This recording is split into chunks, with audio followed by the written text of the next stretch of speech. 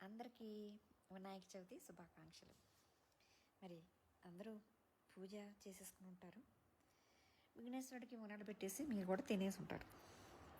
విఘ్నేశ్వరుడు తిన్నాడో లేదో తెలియదు, కానీ మనం మాత్రం బాగా లాగించేస్తాం ఫుడ్. సరే, వినాయకుడిని అందరూ ఏం కోరుకుంటారు? బహుశా నాకు తెలిసి వినాయక నేను షేర్ మార్కెట్లో డబ్బులు పెట్టాను, అవి బాగా కోట్లు అయిపోవాలి. వినాయక నేను లగ్జరీ ఇల్లు కొనుక్కోవాలి. వినాయక నేను మంచిగా బిజినెస్లో నాకు మంచి లాభాలు రావాలి. ఇంకా నాకు బ్యాంక్ అకౌంట్లో పోల్ బ్యాలెన్స్ ఉండాలి. ఇట్లా మనం కోరుకుంటాం. నిజంగా వినాయకుడు తీరుస్తాడో లేదో తెలియదు, కానీ ఒకవేళ జరగచ్చో జరగలేదో తెలియదు, మనమైతే కోరుకుంటాం. కానీ ఆ కోరిక దేని మీద ఆధారపడి ఉంటుందంటారు? ఒకవేళ గ్రీడీగా ఉంటే జరుగుతుందా, లేదా స్వచ్ఛంగా ఉంటే జరుగుతుందా?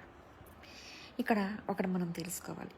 కోరిక కోరుకోవటం సబబే, కోరికలు ఉండటం కూడా కరెక్టే. కానీ అవి ఎంత సరళంగా ఉండాలి, ఎంత స్వచ్ఛంగా ఉండాలి అనే దాని మీదే ఆధారపడి ఉంటుంది. డబ్బులు ఉండకూడదని నా ఉద్దేశం కాదు, అన్నీ కలిగి ఉండాలి. కానీ దానితో పాటు మనకి